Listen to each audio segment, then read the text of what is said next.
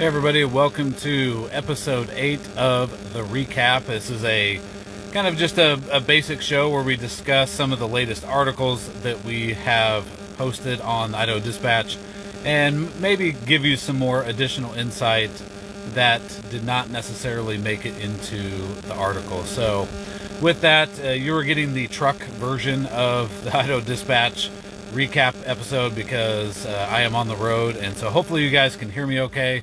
I do have to leave the truck on and the air conditioning going because it's like 85 degrees outside, and so that's what we're going to do today. So we're going to talk a little bit about some of the most recent stories that we have covered. It's been a few weeks. I and my family are in the process of moving, and so it's going to take us a little bit of time to kind of get settled and back into a regular rhythm. But if you guys can hear me okay, let me know in the comments or give me a thumbs up or something. And hopefully the truck and the air conditioning is not interfering with my audio at the time. So this first few articles is brought to you by one of our sponsors, which is Alex Kincaid Law at alexkincaidlaw.com. Alex helps seniors, veterans, gun owners, business owners, farmers, and ranchers, and many others with legal issues, although most of her clients own at least one firearm and enjoy conversing about politics and guns. Alexandria Kincaid is a nationally renowned public speaker and legal analyst for radio and television shows, including appearances on Fox News and Fox Business News. And she is kind of based out of the Eagle and Emmett area if you happen to be down in the Treasure Valley area and need potential legal services. So audio is sufficient. Okay. that'll have to work for now. So with that, one of the most recent articles, the one we posted this morning, was from the Nampa School Board. It was a meeting. It was a special board meeting that took place last Wednesday. And what they were trying to determine was, with the remainder of the school year, which is only a few more weeks, are they going to go to optional mask wearing, or are they going to keep their mask mandate in place? As most of you know now, the CDC has changed its guidelines and now says that people that are fully vaccinated don't need to wear masks. They don't need to social distance necessarily. And so a lot of places have begun changing their mask requirements. Walmart, for instance, has dropped its mask requirement if you are fully vaccinated, according to their new policy. Costco has done the same thing. A lot of places have done the same type of policy where they're telling you, they're not necessarily asking you if you're fully vaccinated, but they're saying if you're fully vaccinated, you don't need to wear a mask. Okay. And so the Nampa School Board was meeting to try and determine what they were going to do for their policy. And prior to the public comment portion beginning, the school board chairman, which is Mandy Simpson, had said, everybody be respectful, keep your comments focused on the issue of the topic of mask wearing, and we'll go from there. Okay. And so then the public comment portion started. I think the first two people that spoke were in favor of optional mask wearing. And so they went. And then the third person that ended up speaking was in favor of keeping the mandate in place. And so she had her own mask on, and everybody was given 3 minutes. The board chairman said that if you go past that 3 minutes, we will cut off your mic. And so at one point during this woman's presentation, or her comment portion, somebody had said something. There's a couple words that's kind of hard to hear. She was immediately shushed by several people in the crowd, and then she continued on with her comment. Right at the very end, as she was kind of closing up her comment, somebody can be heard, somebody is heard booing, and then you hear some comments from people that are saying something, and it's really hard to understand because it's a number of people, and so you can't really make it out clearly what is being said. A few people are clapping, and you'll see this in the video. If you go to the article, you can see the video that I'm talking about. And a few people, I think I heard at least one person cheering. Some people are clapping. She's going to sit down. The comments start to die off, and the noise starts to die down. And immediately the board chairman, Mandy Simpson, says this meeting is adjourned. And she had told them previously that, we could adjourn this meeting at any time during any point of the meeting. And so one of the citizens that had contacted us they felt that the whole thing was pre-planned and that it was all designed to be ended early.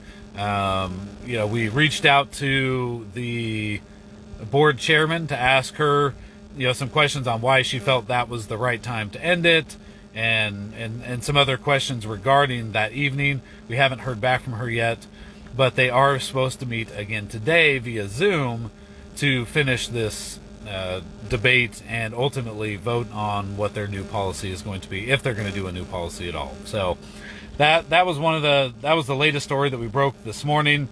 And another one is the Idaho Dispatch. Again, we're trying to do everything we can to keep this thing going. It's a lot of work. It's mostly, obviously, me. I write most of the articles. I think 95% of them. Some of them are written by others. There are op-eds. Please don't ever get our op-eds confused with news articles. Okay, news articles should be unbiased as possible. They should be as fair to each side as possible, and that's what we make a goal of trying to do. Now, people submit op-eds. You guys, as the readers, will submit op-eds, and we submit those op-eds for you guys onto our website. Okay, so those are different because op-eds are obviously opinion editorials. They're designed to be opinions about what you guys feel about a certain issue. Okay, so don't get those two things confused. But we'd love to continue growing it. I've been driving all over the state in my truck, which is not ideal because trucks don't get the greatest gas mileage, and it's super expensive right now. So what we've been saving up to try and do is to get something like a Toyota Camry or Corolla or something like that with really good gas mileage, and then we want to put an Idaho Dispatch wrap on it. So, I haven't paid myself a dime, which is totally fine, because throughout this whole thing, we're trying to save up. We want to get that vehicle that can serve as not only a billboard, it could be a billboard for something. Somebody says buzzing, maybe. So yeah, the audio may not be great right now because of my truck interference, but and the air conditioning. So I'm not sure. Let me do this a little bit here. So anyway, that's kind of the goal. If you guys want to be monthly subscribers, we'd love to have you. If you want to advertise, shoot me an email, info@idahodispatch.com. We'd love to have an email conversation about potentially advertising like some of these people are doing. And then if you guys just want to help get that vehicle and that wrap for the Idaho Dispatch so we can have a company vehicle to go around and cover all of these events, you can go to idahodispatch.com /donate. You can donate online. You can send in a check if you just want to do a check or whatever. Whatever you guys can do to help out the Idaho Dispatch, that would be fantastic. Let's see. Boise, the city of Boise, is no longer requiring masks or social distancing, or gathering size limitations. So most cities and counties throughout the state, a lot of them, especially the bigger ones, had some sort of requirements in place throughout the country. Boise was one of the few that was kind of still remaining on a mask mandate. And the Boise mayor came out and said that that the city is no longer requiring masks, and they will no longer put gathering size limitations for people who are fully vaccinated. And that seems to be the theme that the Biden administration has put out, is that if you're fully vaccinated, you don't have to wear a mask and you don't have to social distance and limit your gathering size and all that kind of stuff. Okay. Let's see. So before I get to the next big story that we were able to break a few days ago, it would have been on April 14th. So yeah, just a few days ago. One of our other sponsors, one of our other advertisers that helps us out is Prestige Property Management at prestigepropertypm.com.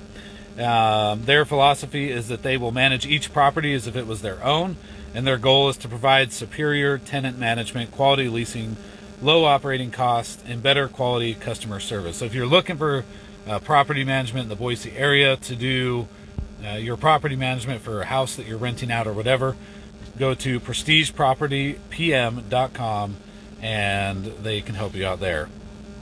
So we had somebody on that works inside the Idaho Army National Guard, and they reached out to us a few weeks ago and said, hey, I have a concern that the Orchard Combat Training Center, okay, which used to be called the OTA, and I know this because I was in the military and I retired medically a few years ago, but the Orchard Training Combat Center is where units from across the country come to Idaho because Idaho's desert is very similar to the desert that we saw in Iraq.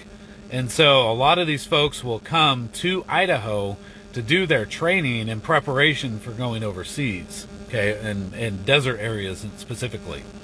And so they've basically built a ton of extra facilities out at the Orchard Combat Training Center to house these people and to give them training facilities and all that kind of stuff.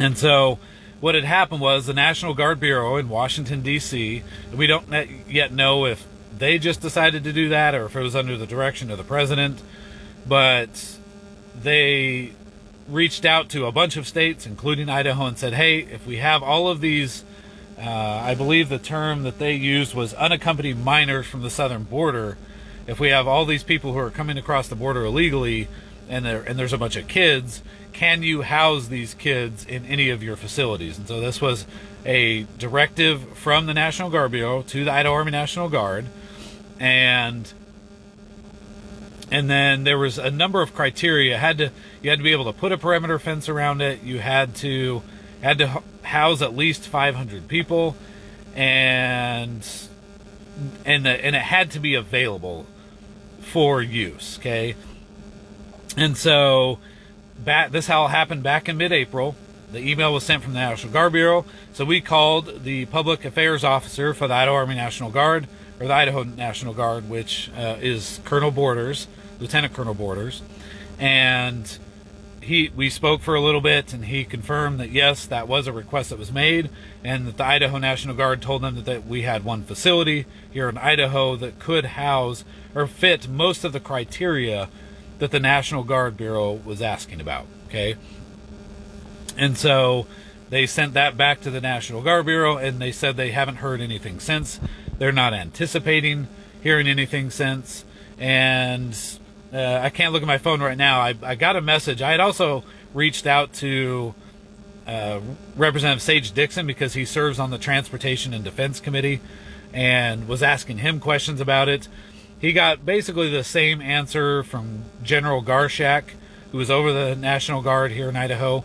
He got essentially the same answer from him that I got from Colonel Borders, and I believe he said in that message that I believe Governor Little would have to sign off on it.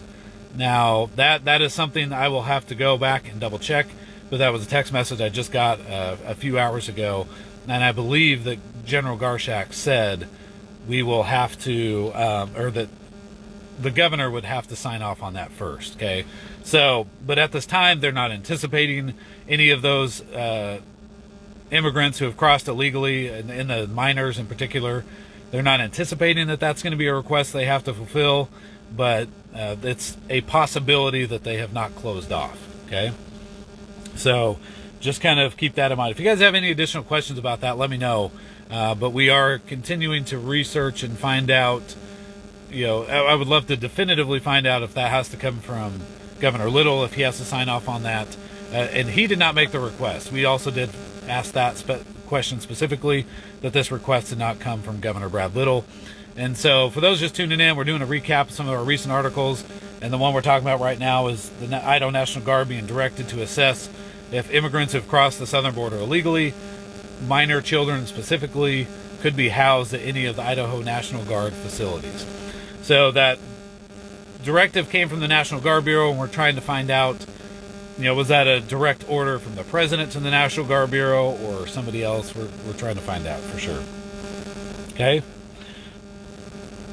Let's see. I'm trying to see what else we had here. Idaho did end its participation in 3 federal unemployment programs. A number of citizens and lawmakers, some were upset with that, saying that the unemployment wasn't very much, and it was helpful to Idaho citizens and they shouldn't have been ended. And on the other side, we had citizens and lawmakers saying that businesses were hurting.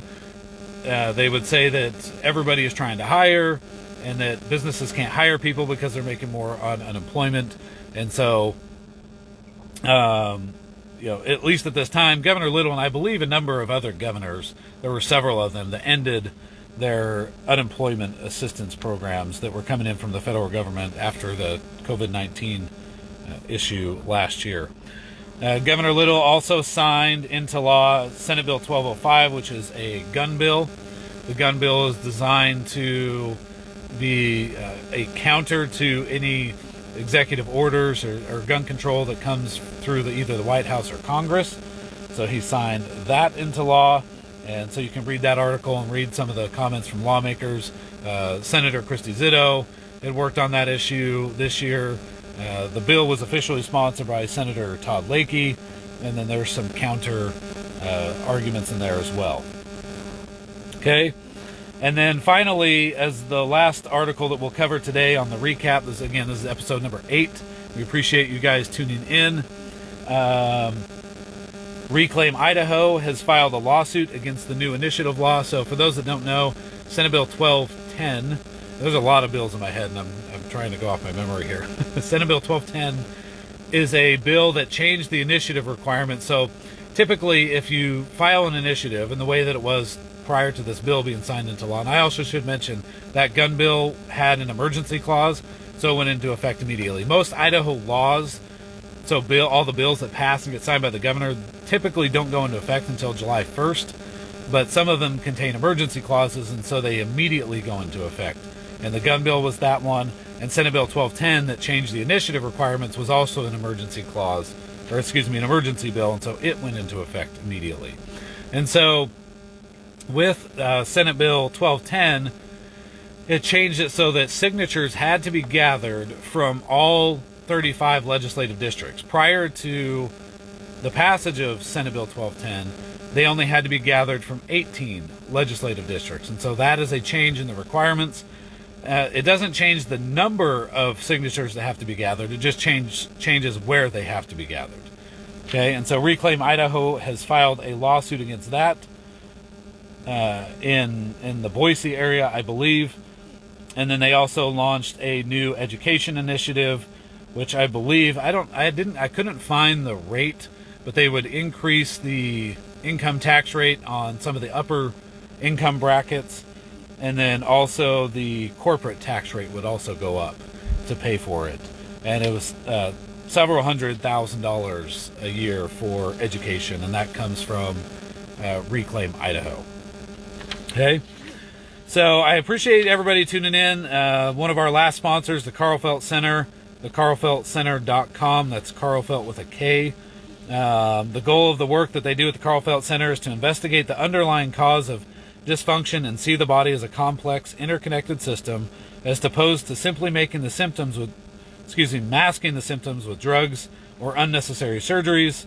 From general improvements in nutrition and quality of life to comprehensive long-term approaches to serious systemic health changes, we can help at the Carl Felt Center. That's the carlfeltcenter.com. So, and we have, my family goes to the Carl Felt Center frequently for a lot of issues, and they are fantastic. They do a really great job of trying to figure out what is really wrong and helping you there. So, I'm trying to see. Mark White said, with a supermajority in the House and the Senate, why don't they just put in an amendment to the Idaho Constitution? I assume you're talking about the ballot initiative process. That is something that they could do. They have not chosen to do that at this time, but that is, he's saying that the Republicans have a supermajority in both chambers. They could just amend the state constitution and essentially, I believe, based on what he's saying, remove the ballot initiative process or change it in some other fashion. So if I'm incorrect, you would want to do, okay, so he's saying yes. So yeah, they could, in theory, just amend the state constitution and remove the ballot initiative process. I don't know why they don't do that. That would be a great question. I could try to ask, either Speaker Becky or Pro Tem Chuck Winder, possibly, if I can interview either of them and talk to them about that issue. So anyway, that's all I've got for now, guys. Again, idahodispatch.com/subscribe. If we want to keep this thing going, let's continue the growth. We've got, I think, just over 120 monthly subscribers now, which is great, but I would love to have an editor, because right now I write all our articles and I try to do the editing, which is a terrible, terrible strategy for those that do writing and understand. So whether you guys can do one-time donations to help us advertise and create new content, that would be fantastic. Or if you want to be a monthly subscriber, we'd love to have you as a monthly subscriber as well. So that's all I've got for now, guys. Thank you. Take care, and we'll talk to you soon.